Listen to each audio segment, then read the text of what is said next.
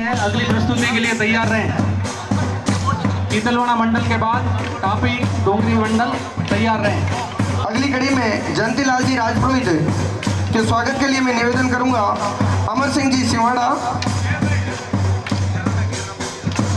कोई दिक्कत नहीं, उनकी जगह मैं आगे नरसिंह जी से निवेदन करूंगा कि आप पधारें और जयंती जी का सभा बना करके स्वागत करें।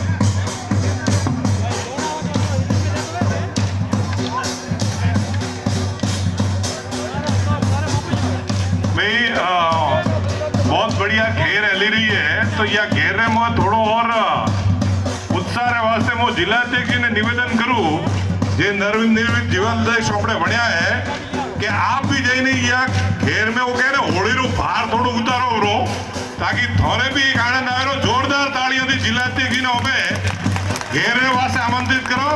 और हाथे भोमजी बा और जयंती बहन वरी अठा मंच माते भी जेने रमता हुए भाई हो खगारी वो अरे खगारी जी भोमजी बा एक एक बार उतारी नो।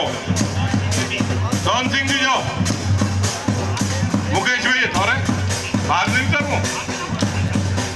मोहन सरवण सिंह जी पसे रमो भाई सूर्या आरान बाड़े बड़े हाथों रमो कहो है कि सरवण सिंह जी ने मारे भी और रमवा रो थोड़ो जब मैं बेजना पसे रमो और भी ओबड़े जी